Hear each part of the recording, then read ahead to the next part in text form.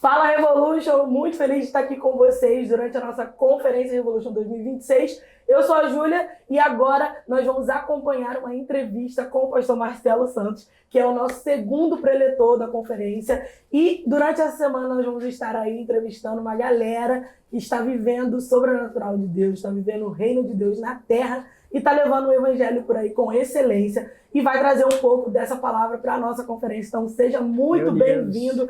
Marcelo, se apresenta para a galera. Gente, primeiramente é um prazer, um privilégio poder estar aqui nessa casa maravilhosa, nessa casa abençoada. Como a Júlia falou, né, 2024 nós estávamos aqui, sim. Depois nós fomos para o acampamento foi 25. Foi acampatinho. Foi 24. 24, 24, 24, né? Exatamente. E poxa, sempre uma honra estar aqui com vocês, sempre muito bom ver uma igreja vibrante, uma igreja que toca a sociedade. Vocês estão ouvindo aí, vocês sabem, né? Meu, a igreja aqui já tomou o quarteirão inteiro da cidade, daqui a pouco o Rio das Ostras vai chamar Dignoés, meus amigos. Amém, em nome de Jesus. Mas muito bom estar aqui, gente. Nossa, alegria imensa. Como o pastor Marcelo disse, ele esteve conosco em 2024. Se você caçar aí a nossa conferência Equibalo, ele abriu a nossa conferência com chave de ouro. Temos que dizer aqui, abriu a nossa conferência com chave de ouro em 2024. E já dando início à nossa entrevista, você esteve com a gente em 2024, está voltando agora em 2026. A gente queria saber um pouco de como que foi esse período de 2 anos aí que nós estamos longe, né? Nós mudamos muito, você mudou muito, e a gente quer saber o que Deus tem feito na sua vida desde então. Muito bom. Primeiramente, eu emagreci, né, gente? Perdi 10 quilos, Sarno, segura. Daqui a pouco eu vou te pegar na corrida, pai. Ele tava aqui. Pô, cara, me tirou, mano. E aí, pastorzão, vamos fazer uma corridinha amanhã? Vamos, pá. Quanto, pastorzão? Eu falei, mano, uns 5 kmzinho em 30 minutos, pá, no pacezinho mais lento. Ele, não, demorou, pastorzão, vou na moralzinha, porque esse daí é só o meu aquecimento. O cara meteu essa pra cima de mim, Mica. Não, aí não. Vale a gente ressaltar que a gente tá aqui com o Micael e Sarro, estão acompanhando a entrevista dos bastidores. Então, em alguns momentos, vocês vão ouvir a gente falar com eles por conta disso, tá, galera? É isso. Então, primeiramente, emagreci, brincadeiras à parte, mas, cara, 2 anos, muita coisa boa aconteceu. Tanto na minha família... Sim. Falei aqui pra galera, né? A minha esposa tá grávida, 5 meses, aluna, vai vir mais uma bebezinha aí. Poxa, hoje estou vivendo o ministério período integral na Igreja Batista Unida Rebento Novo, também conhecida como Igreja Burn. Lancei meu segundo livro. Quando eu vim aqui, eu estava para lançar o primeiro, que era o Reconciliados. Lançamos. Aí, poxa, essa semana agora que passou, lancei meu segundo livro na FEFIC, que é uma ficção cristã infanto-juvenil, para quem é fã de Crônicas de Nárnia, C.S. Lewis, é bem nessa pegada, conta a história de uma menina chamada Eloá, para quem não sabe, o nome da minha filha. Conta a história de uma menina chamada Eloá, que era uma criança muito curiosa, queria aprender acerca de tudo e fazia diversas perguntas. Perfeito. Mas um dia ela fez uma pergunta que colocou o pai dela para pensar. E a pergunta é, pai, por que eu devo amar a Deus acima de todas as coisas?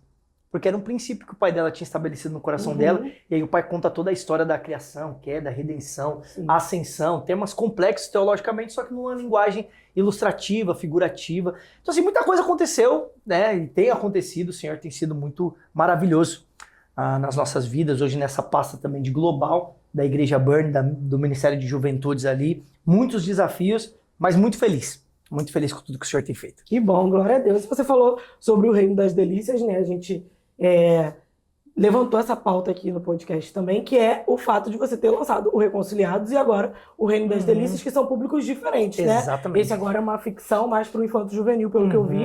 E queria que você contasse pra gente de onde surgiu essa ideia, como que foi essa questão de lançar o livro, um livro de ficção científica cristã, né? Ficção cristã, na verdade. E como que surgiu essa ideia e tudo mais? Como foi o processo criativo disso? Claro. Gente, por incrível que pareça, assim, pode parecer que não, mas eu tenho uma skin meio nerd, né? Talvez o óculos redondo aqui denuncie um pouco, mas eu tenho uma skin meio nerd, se vocês verem, a minha capinha é do Homem-Aranha, então eu sou um amante das histórias, eu sou um amante dessa arte cinematográfica. Poxa, eu leio de tudo, para minha filha principalmente, leio Lewis Carroll, por exemplo, Alice no País das Maravilhas, então sempre gostei, C.S. Lewis, Crônicas de Nárnia, Sobrinho do Mago, enfim, sempre gostei das histórias e também sempre amei a teologia. Então lanço meu primeiro livro, que é um livro um pouco mais teológico, apesar de ser uma linguagem mais simples, mas eu sempre tinha no meu coração ali, poxa, quem sabe um dia eu não escrevo uma ficção? Já pensou que legal? Sim. Porque eu acredito no poder que nós temos para redimir essa parte da cultura que é a arte. Sim. Tem um teólogo chamado Bonaventura, da era medieval, que que ele dizia que misturar ciência, filosofia e outros saberes à teologia era como misturar água com vinho. Um péssimo milagre, ou seja, ele era meio contra da igreja ser inserida nessas esferas. Mas eu gosto muito do contraponto que São Tomás de Aquino faz essa frase. Ele diz que, na verdade, quem usa filosofia, ciência e outros saberes como a arte com o devido respeito à teologia, não mistura água em vinho, mas transforma a água em vinho. Uau. Então, ou seja, quando nós, carregados de uma boa teologia, de uma boa fundamentação nas escrituras, quando nós vamos tocar essas áreas, né, esses campos dos saberes com essa base bíblica, nós não misturamos, nós redimimos, porque eu acredito que esses outros saberes são água e a teologia é vinho. Então, o vinho é forte, a nossa teologia é forte, a Bíblia é forte. Então, quando a Bíblia toca essas esferas, ela redime. Sim. Então, nasce desse desejo, obviamente, de querer colocar a teologia nesse campo da arte, mas nasce ainda mais do contexto da minha filha mesmo. Porque se você perguntar para a Eloá, se a Eloá chegar aqui agora e falar, Eloá, qual é a coisa mais importante da vida? Ela vai dizer para você, amar a Deus acima de todas as coisas. Beleza, mas por que ela tem que amar a Deus acima de todas as coisas?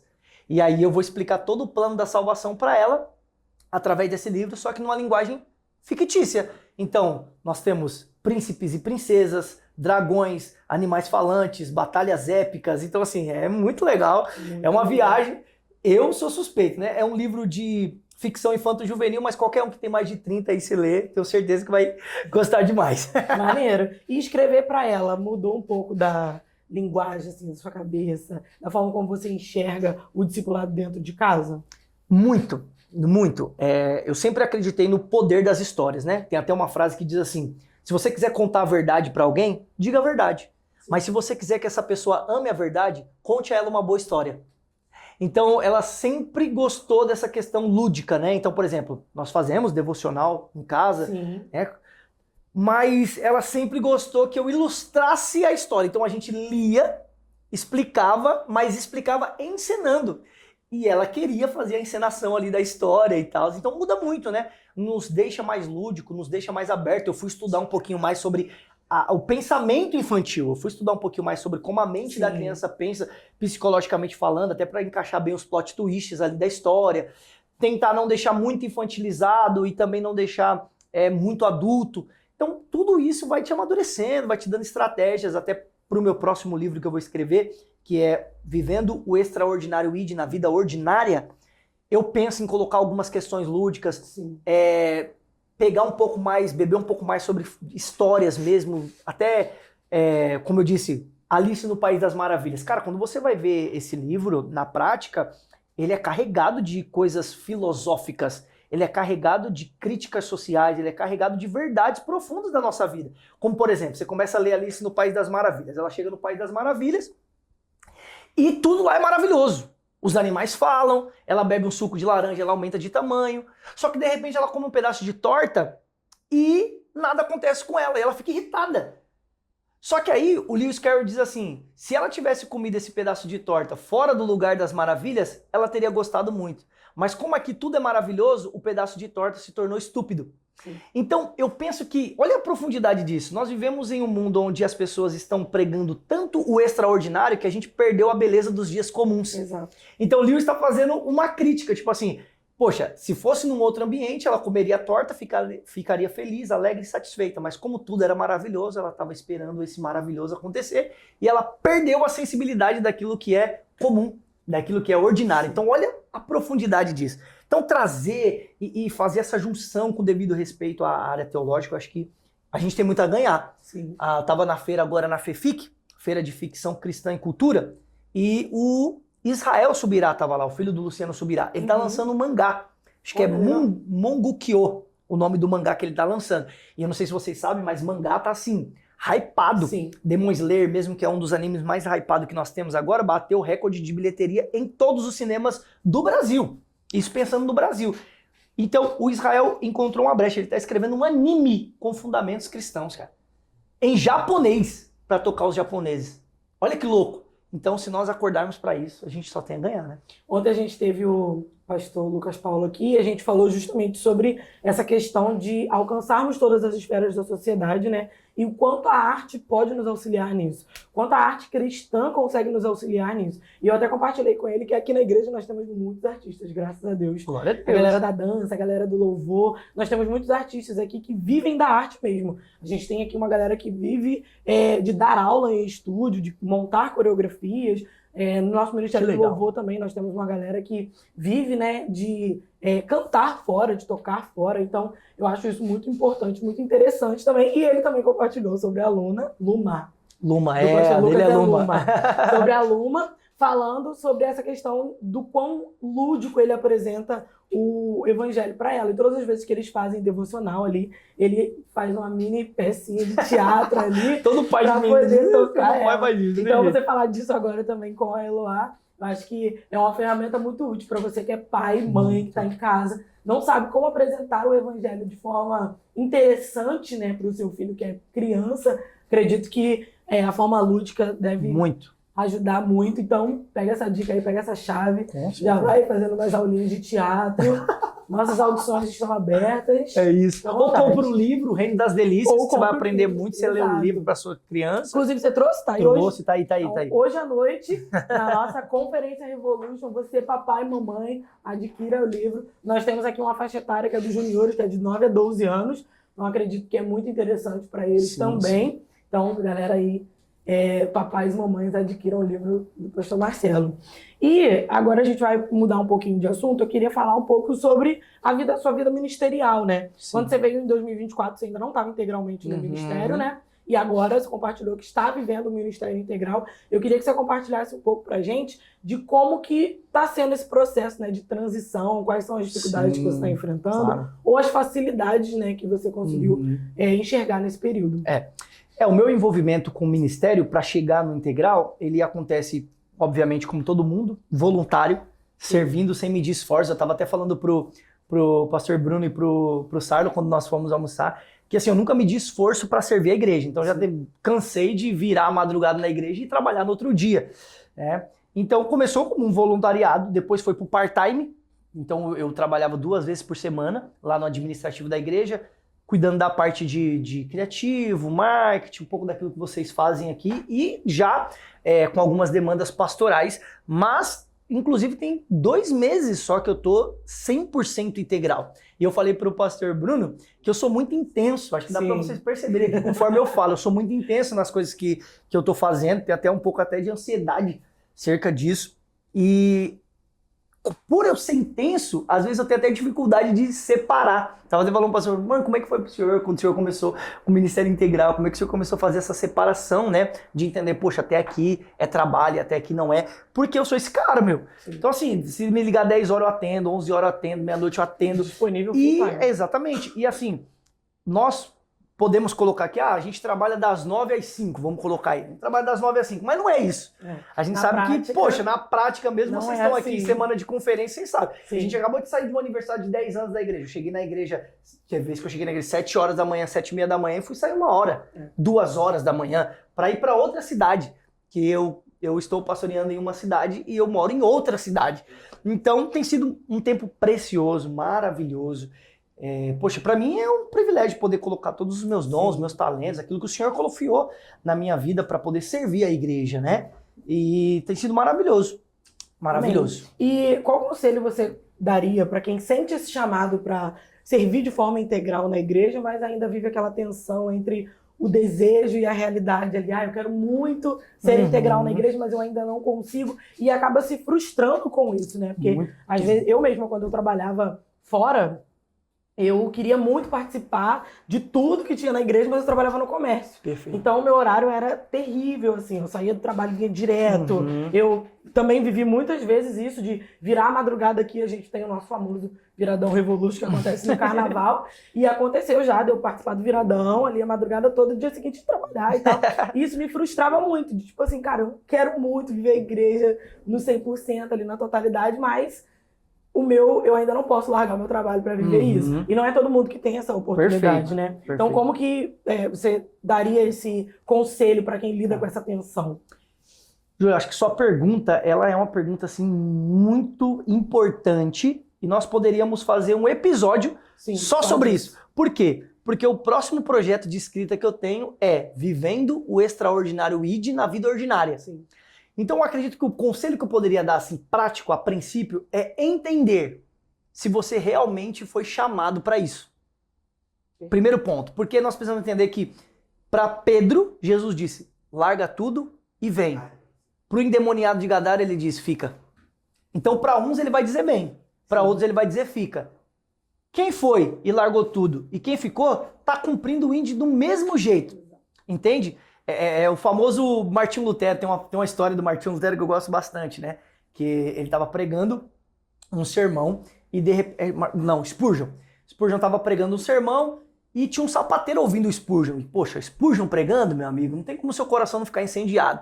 E ele ouvindo o sermão do Spurgeon, quando o Spurgeon terminou de pregar, ele chega no Spurgeon e diz assim, o que eu preciso fazer para viver isso que você está vivendo? Cara, eu quero pregar o evangelho, eu quero manifestar o reino de Deus de alguma forma. O Spurgeon diz para ele assim, amanhã você acorda cedo, abre a sua sapataria, engraxe o sapato da forma mais excelente que você puder e cobre um preço justo. Fazendo isso, você estará manifestando o reino de Deus assim como eu. Olha que louco! Então a gente precisa entender se a gente foi chamado para essa integralidade. E eu aprendi também, Júlio, que se o Senhor tem algo para você integral, vai acontecer. Sim. O reverendo Hernan Dias Lopes, ele diz que o ministério são como algemas invisíveis. Então o ministério vai te atrair, o Senhor vai mover os caminhos, o Senhor ele vai mover, vai colocar pessoas para te direcionar. Então assim, eu estou vivendo pela fé. Porque às vezes as pessoas pensam, tá trabalhando na igreja. Cara, eu tinha uma barbearia, tinha um empreendimento, então eu tinha um bom salário. Sim. E eu tive que abrir mão disso para diminuir a minha renda e viver pela fé. Obviamente que o Senhor ele vai provendo no meio do caminho ali, mas é um passo de fé. Sim. Você fica muitas vezes se questionando, poxa Senhor, e agora? Como é que vai ser? Vou contar um testemunho legal. Tem tempo? Conta, tem. Gente, vocês me cortam, porque senão eu vou embora. Não, pode ir, fica à vontade. Vou dar um testemunho legal para vocês. Nessa parada, 2 meses vivendo integral do ministério. E, cara, olha isso, irmão, de verdade, isso aqui é muito forte. Quinta-feira dessa semana que passou agora, tô indo pra igreja e eu pensando, Senhor, como é que vai ser esse negócio? Senhor, X menos na minha conta agora que eu tô integral, minha esposa grávida, será que eu não tô fazendo loucura, Senhor? É isso mesmo? E tal, e você fica naquela crise. Ah, não, mas é pastor? Não, gente. É um medo, né? A gente fica com a crise. Minha esposa grávida e eu, Senhor e tal. E, é assim, o dinheiro apertadinho ali nas economias e tal. E eu questionando essa questão. Chego na igreja, nós tínhamos um manifesto on fire para fazer, que era uma reunião com a juventude da nossa igreja para passar como nós íamos nos mover no próximo semestre. Tô lá ministrando, tal, daqui a pouco o menino, pastor, queria falar com o senhor. Falei, claro, mano. Ele, vem aqui no carro rapidinho. Aí chegou lá e tal, falou, pastor, eu tava rolando o feed no Instagram e eu vi esse relógio e eu só ficava pensando no senhor. Ele me deu um relógio. E aí, na hora, o senhor começou a ministrar no meu coração. Descansa que eu tô cuidando de você. Se eu chamei você para esse ministério, se eu chamei você para essa obra, só confia. Entende? Então, é essa dependência do Senhor o tempo todo. Então você tem que entender que o Senhor te chamou para isso, porque são desafios. É desafiador. Ministério, igreja, gente, não é plano de carreira. Eu tô aqui com todo mundo trabalha com a igreja, que não é plano de carreira. Não é aquela parada de tipo, eu vou subir aqui e vou começar a ganhar. Não, cara, é sacrifício. É você renunciar, você tem que deixar alguma coisa. Não faz sentido você, vou largar aqui, vou ganhar mais aqui, vou ganhar mais. Não, cara. Se o Senhor quiser acrescentar isso no decorrer da caminhada, amém. Mas todo mundo vai ter que deixar alguma coisa para viver integralmente do ministério. Todos os discípulos que Jesus chamou para integralidade teve que deixar alguma coisa. Quem não teve que deixar foi o endemoniado de Gadara.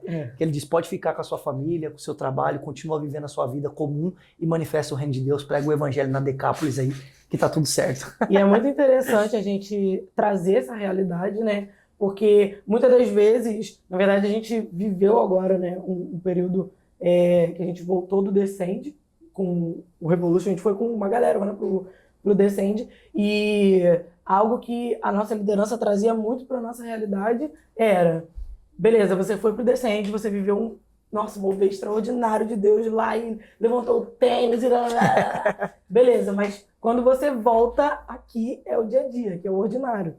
Então, Não, você não precisa esperar ser enviado. Ah, eu vou para a Ásia, eu vou para a Europa, eu vou para não sei para onde, para viver o evangelho de fato, né? E com a intensidade que viveria o evangelho. Então, viver o evangelho no dia a dia, eu acho que tem a sua beleza, tem o seu sabor ali. É isso, gente. E agora, a gente vai falar um pouco sobre esse pastoreio de jovens e adolescentes, né?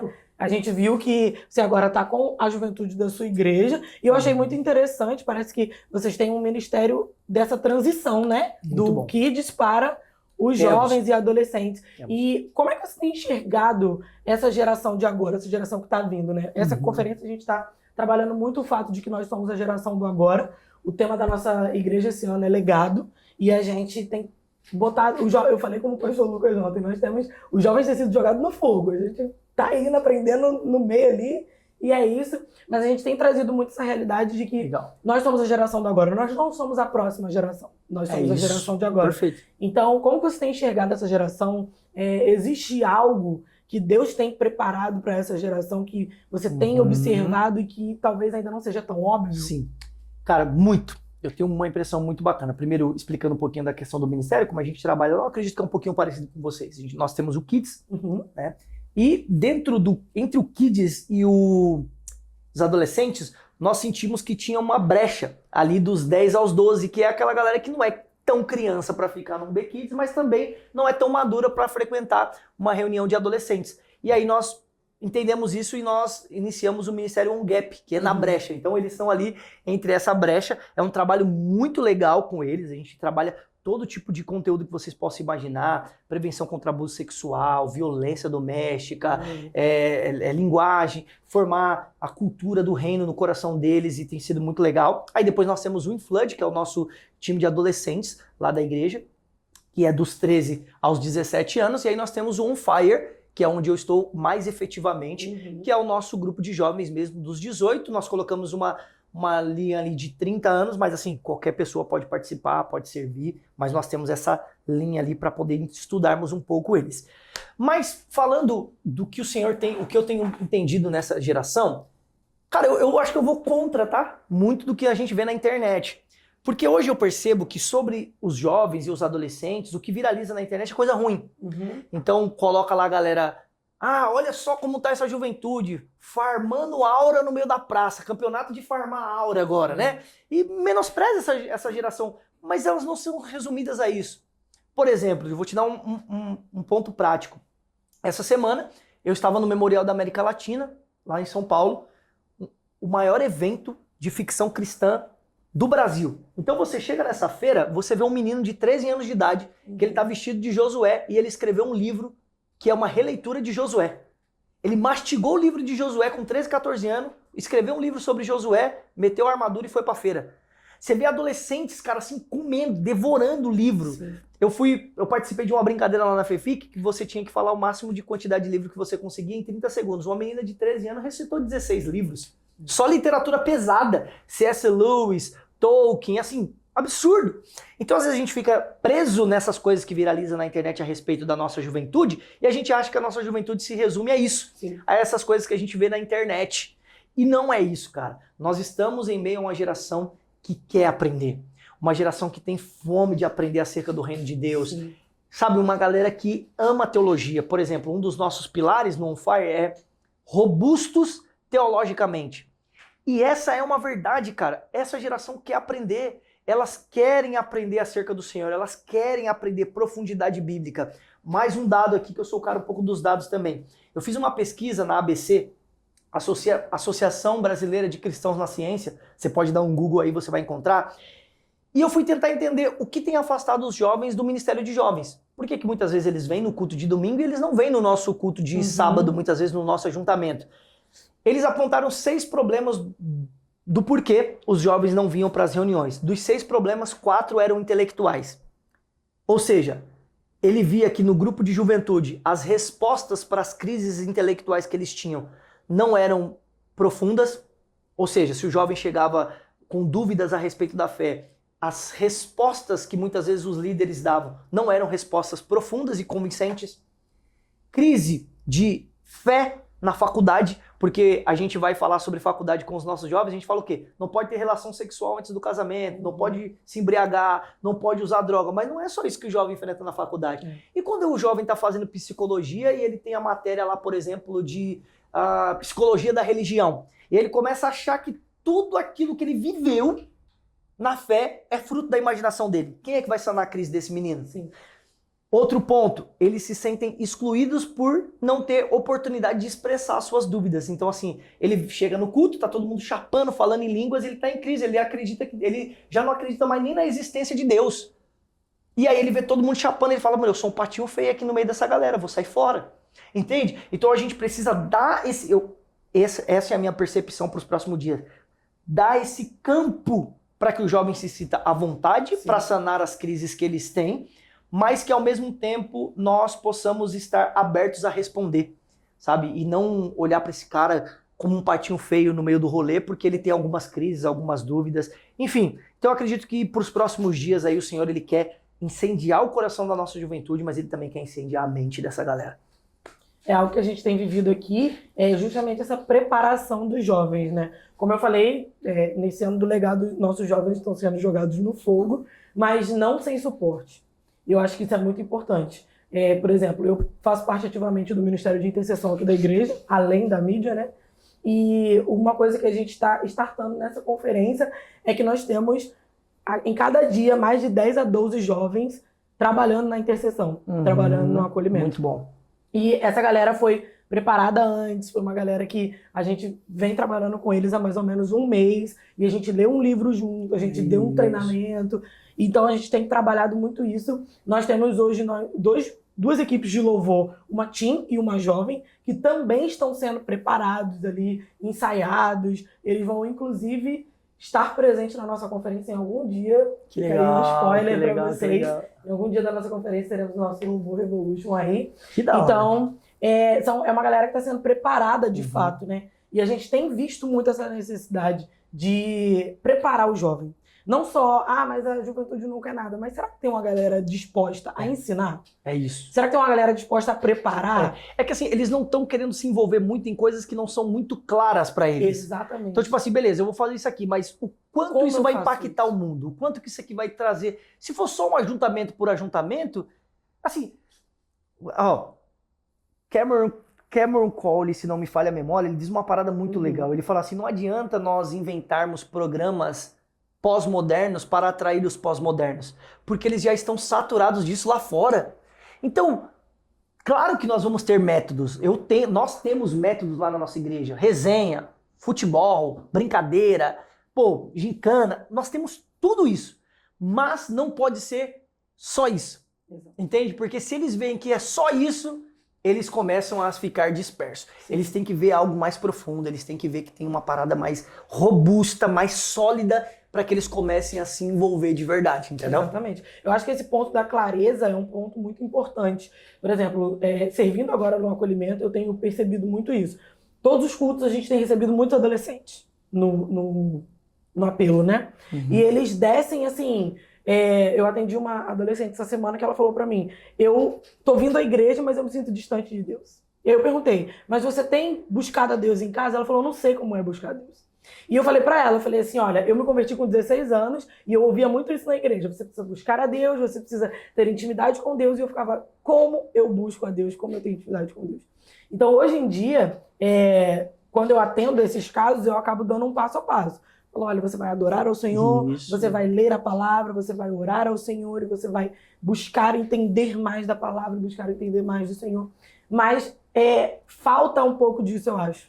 Sabe, dos adolescentes e dos jovens. Às vezes você pega um jovem que ele tem, sei lá, 26 anos, mas ele é um novo convertido. Ele nasceu na fé há pouco tempo e ele não sabe o nosso linguajar cristão. Exatamente. Então eu acho que, de fato, o que você falou sobre sanar as dúvidas é algo importantíssimo. É preparar essa geração, sabe? Investir tempo nessa geração. Ter um tempo de discipulado, ter um tempo ali de ensino, um tempo de cuidado mesmo, de acolhimento com esse jovem. E a gente tem vivido muito isso aqui, graças a Deus.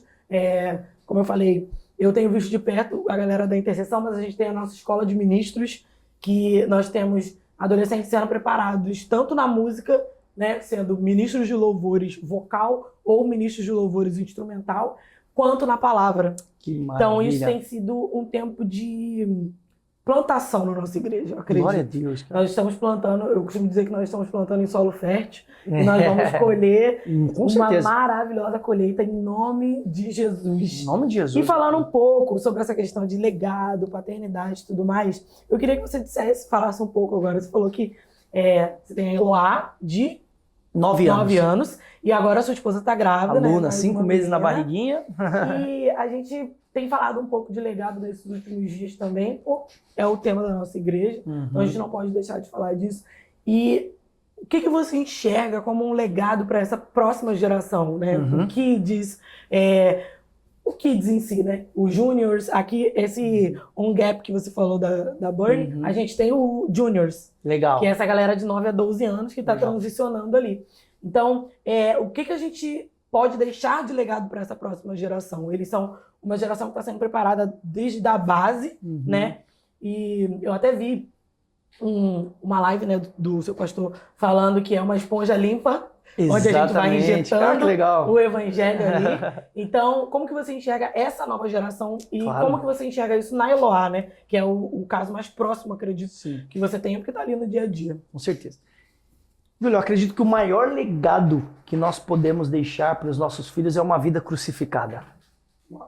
Gálatas capítulo 2, versículo 20, o apóstolo Paulo vai escrever aos Gálatas dizendo: estou crucificado com Cristo.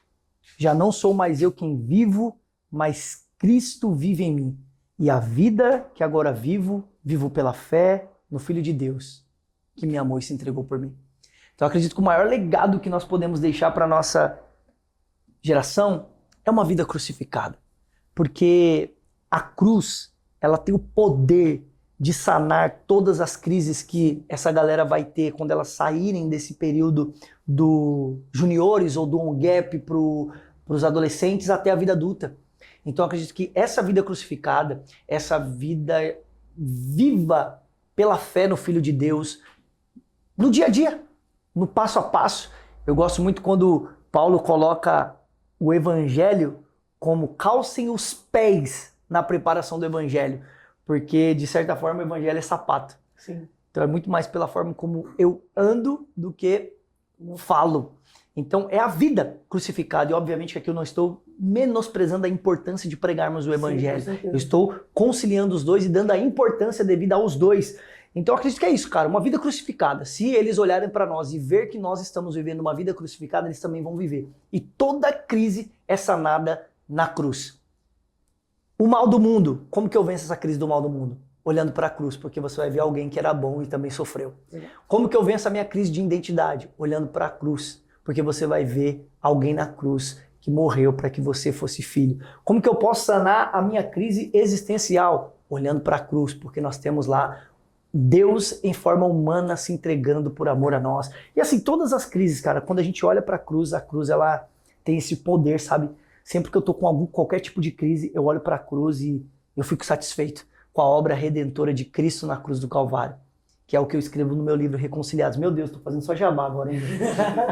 Meu Inclusive, Deus você do trouxe céu. o Reconciliados também? Trouxe, tá aí. Perfeito. Então, 2 livros do pastor Marcelo para você adquirir hoje à noite. 2 livros muito bons. Eu não li o Reino das Delícias ainda, mas eu acredito Não, tá legal. na qualidade Tá muito legal. dessa literatura. Então, hoje à noite, pós-culto, né, pós-mensagem, você vai ter ali a oportunidade de comprar o livro e de conversar um pouco também ali com o pastor Marcelo, aqui na nossa Claro. Revolution Store, que está toda personalizada, inclusive, e garantir o seu livro ali, tirar uma foto, trocar uma ideia. Vai ser bom demais. E é isso. E estamos caminhando para o final, mas eu queria que você deixasse uma mensagem para a nossa juventude, porque nós estamos trabalhando, né, como eu falei, durante esse ano, que nós somos a geração do agora. E nós Boa. estamos trabalhando muito em despertar a nossa juventude para fazer algo Meu Deus. agora. Meu Entende? Deus. Nós vivemos um tempo em que as pessoas, a gente ouvia muito dos jovens, né?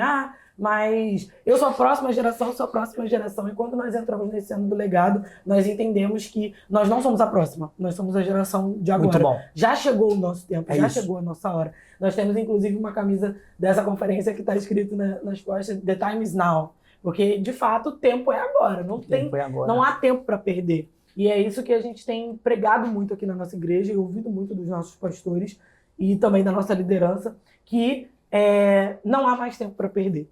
Então, queria que você deixasse uma mensagem para a galera para despertar, de fato, essa juventude. E como você falou, incendiar não só o coração, mas a mente também, né? Em nome de Jesus. Segundo Reis, capítulo de número 15, verso de número 17, se não me falha a memória, diz que Israel começou a seguir ídolos inúteis, a ponto do povo se tornar inútil. Eles adoram, eles contemplam ídolos inúteis e eles se tornam inúteis.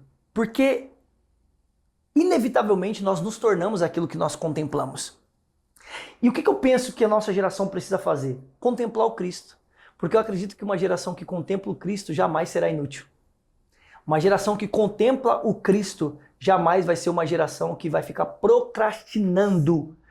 Geração que não faz nada é geração que está contemplando ídolos inúteis. A geração que contempla o Cristo está pregando o Evangelho, está fazendo, está servindo, está amando pessoas, está cuidando de pessoas, está servindo a igreja local. Então, Israel só se tornou inútil porque adorou ídolos inúteis. Se nós contemplarmos a Cristo, nós não seremos inúteis. Eu gosto muito de um livro do Leonard Ravenhill chamado Por que Tardas o Pleno Avivamento, um livretinho fininho. E ele diz algo interessante, até uma citação que talvez eu faça aqui durante o sermão, se o senhor permitir. Ele diz assim que alguém um dia advertiu. Como é que é a frase?